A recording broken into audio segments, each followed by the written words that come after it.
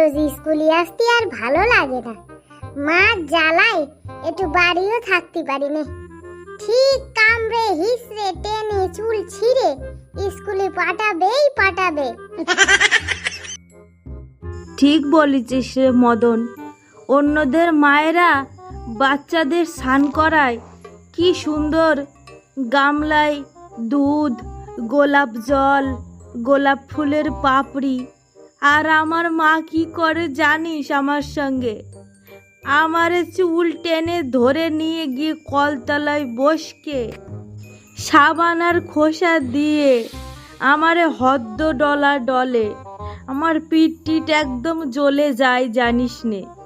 তারপরে সেই জ্বলা অবস্থায় আমারে বলে, যা এবার স্কুলে যা। গায়ের কি অবস্থা!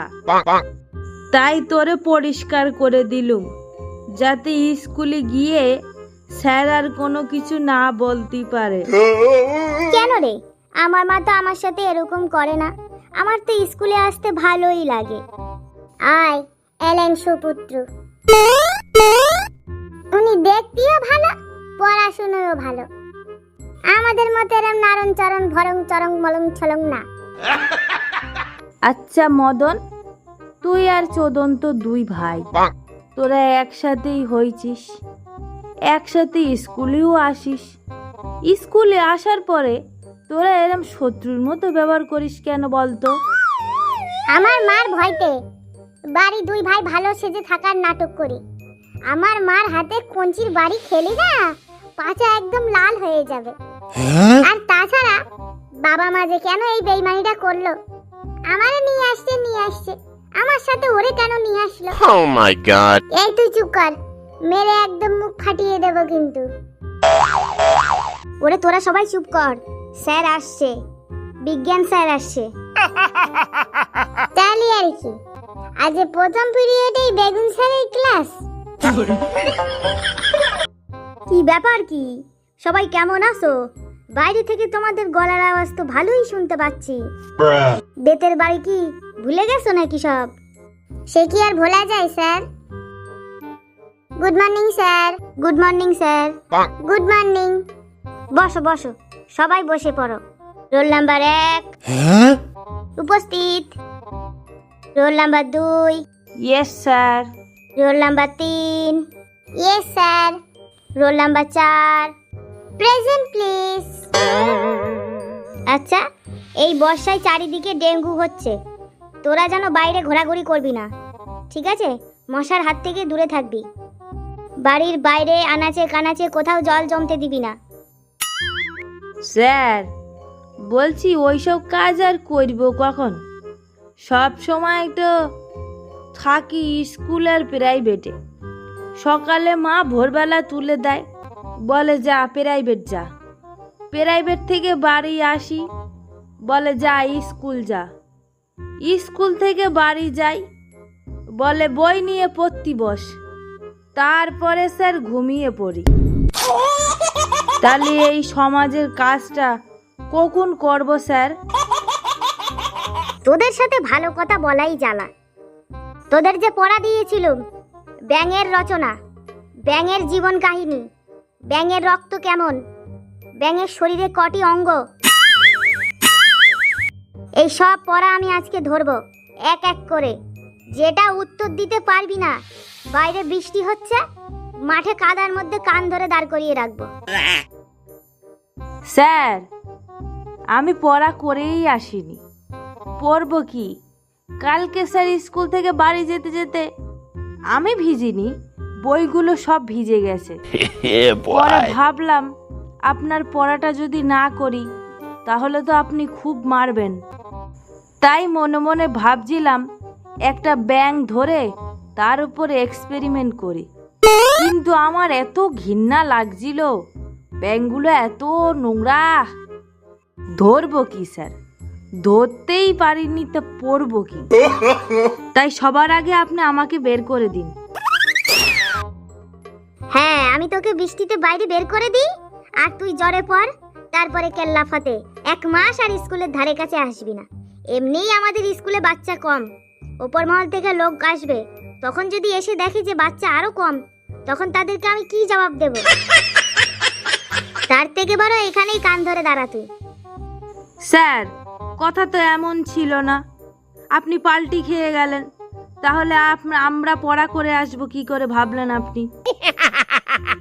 এই তোর নামটা তোর বাবা মা এমন রেখেছে যে মানে মনে করি গালাগালি দেব না, তোর নামটাই তো গালাগালি। আসলে স্যার, ও আমার জায়গা দখল করে ফেলেছে, ও আমার সাথে পৃথিবীতে এসেছে, ওই জন্য কি নাম রাখবে মিলিয়ে তো রাখতে হবে। তাই আমার ঠাকুর দাদা নাম রেখেছে মদন আর চোদন। যাকে যা। এই চোদন, বলতো ব্যাঙের রক্ত কেমন? কি করে বলবো স্যার, আমি তো আর ব্যাঙ হত্যা করিনি। ব্যাঙের রক্ত কেমন বলতে গেলে বুঝি ব্যাঙ হত্যা করতে হয়? বেরো হারামজাদা ক্লাস থেকে। এই মদন, তুই বল ব্যাঙের কয়টি আঙুল? এখনো পর্যন্ত নিজের কয়টি আঙুল সেটাই গুনতে পারলাম না, আর এত বড় প্রশ্নটা আপনি আমাকে জিজ্ঞেস করলেন স্যার। ব্যাঙের কয়টি আঙুল কি করে বলবো স্যার?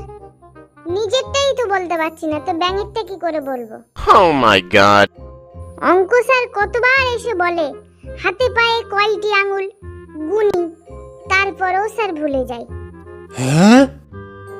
তোরা নাকি সারাদিন বই পড়িস, কখন ভালো ভালো কাজ করবি সমাজের, তো এই তোদের বই পড়ার নমুনা? স্যার, আসলে বই পড়ি না, বই দেখি। বইতে যে কি লেখা আছে, বাংলা বাংলা লেখা, ওটাই তো বুঝি না। তোরা কিছুই বুঝিস না, খালি আমার মাথাটা খারাপ করতে জানিস। এই এলাকা, তুই বলতো ব্যাঙ কিভাবে খাবার খায়? স্যার, ব্যাঙ জিভ দিয়ে খাবার খায়, এবং যখন ওরা দেখে ওদের সামনে সুস্বাদু পোকামাকড় আছে, তখন ওরা জিভটাকে উল্টে ফেলে ওই পোকামাকড়ের উপরে। কারণ ওদের জিভের উল্টো দিকে ফেবিকুইকের মতো এক ধরনের আঠা থাকে, সেই আঠাতে পোকাগুলো আটকে যায় স্যার, তখন ওরা গিলে খায়। বাহ, অত্যন্ত খুশি হলাম এলাকা, তুই একমাত্র স্টুডেন্ট যে আমার মনটা খুশি করে দিস। স্যার, ও যখন আপনাকে এতই খুশি করে, তাহলে ওকে নিয়েই তো শুধু ক্লাসটা করতে পারেন স্যার। শুধু শুধু আমাদের বাবা মাকে কেন কাটি করেন স্যার? এই ছাগলের দলগুলো, যেই একটু হাসতে শুরু করলাম অমনি ম্যামা করা শুরু করে দিয়েছে। চুপ কর। আচ্ছা ঠিক আছে, এখন আমার ক্লাস শেষ, ঘন্টা পড়ে গেছে, এরপর তোদের বাংলা ম্যাডাম আসবে। ঠিক আছে, আমি যাচ্ছি। কেউ দুষ্টামি করবি না কিন্তু।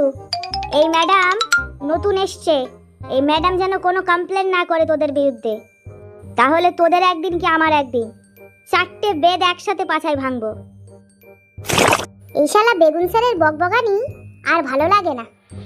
এই শোন চোদন, স্যার যদি কোনোদিন জানতে পারে যে তোরা এই বিজ্ঞান স্যারের নাম বেগুন স্যার রেখেছিস, তাহলে দেখবি তোদের কিন্তু হাল খারাপ হয়ে যাবে। শোন, এই পুরো ক্লাসে তুই একমাত্র শত্রুপক্ষের লোক, বললে তুইই বলবি, আর কেউ বলতে যাবে না। এই মদন, বলছি শোন না, আমার না ভীষণ খিদে পেয়েছে। আমার ব্যাগে মা তালের বড়া পাঠিয়েছে, খাবি নাকি? এই শোন ফেলু, ক্লাস চলাকালীন খাবার খেতে নেই, টিফিন পিরিয়ডে খাবার খাবি।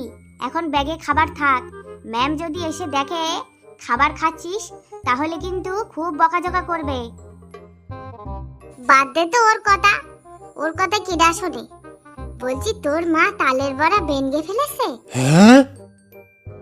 বর্ষাকালে তালের বড়া, উফ কি যে লাগে খেতে। আমরা এখনো তাল কুড়ুতি যাইনি, কত লোকে তাল কুড়িয়ে নিয়ে যাচ্ছে। কখন যাব? স্কুল, বাড়ি, প্রাইভেট, আর তাল কুড়ুতি যাওয়া হয় না। যাও বা মনে মনে ভাবি স্কুলতে যাওয়ার সময় তাল কুড়িয়ে বাড়ি নিয়ে যাব। তা গিয়ে দেখি আমার আগে কত লোক তাল কুড়োচ্ছে, তার পাইনি। তোরা যদি আমার না দিয়ে খাস তাহলে কিন্তু আমি ম্যাডামের কাছে বলে দেবো তোরা ক্লাসে তালের বড়া খেয়েছিস। আমারে দে, নালে কিন্তু দেখেছিস ওর অবস্থাটা, ও ঠিক এদিকে কান রেখেছে। আমি মনে করি কি ওর সাথে কথা বলবো না, ওর সাথে কথা বলবো না, ও আমার চিরশত্রু। ওর আমার বিষয়ে কথা না বললে ওর একটুও ভালো লাগে না, ওর মনে হয় পেটের ভাত হজমই হয় না। যাকে যাক, ছেড়ে দে, কি আর করবি, মার পেটের ভাই তো। দে দে দে দেখি একটা তালের বড়া দে দেখিনি, আর সহ্য হচ্ছে না। কপ কপ কপ, কি স্বাদ। আমার একটা দে বলছি, যা যা দিয়ে আয়, নালি পেট খারাপ করবে, আমাদের পাতলা পায়খানা হবে, বাড়ি অব্দি আর যেতে পারবো না, রাস্তায় হাঁক দি ছড়াতে হবে। ওরে আগে একটা দিয়ে আয় শিগগিরি। পেটটা একদম শান্তি হয়ে গেল রে। এলাকা, তুই একটা খাবি নাকি তালের বড়া? না রে, আমি খাবো না, এখন না, তবে টিফিনের পরে ঠিক চেয়ে খেয়ে নেব, এখন খাবো না রে, ক্লাস চলাকালীন খেতে নেই রে। এই মদন, তোর মা কি পাঠিয়েছে? আমার মা কিছু পাঠায়নি রে, আমার মা স্কুলের মিড ডে মিল খেতে বলেছে। আজকে কি রান্না হচ্ছে বলতো স্কুলে? কি আবার, আজকে ওই ডাল আর আলু মাখা।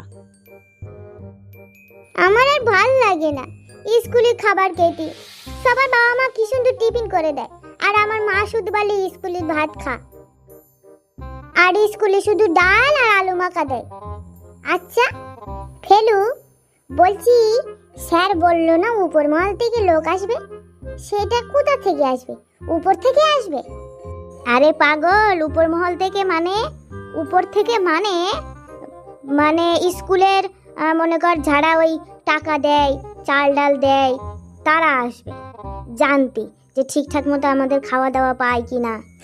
তাই এই ব্যাপার, ওরা আসবে উপর থেকে, ঠিক আছে আসুক, তারপরে স্কুলের হাটে হাড়ি ভাঙবো।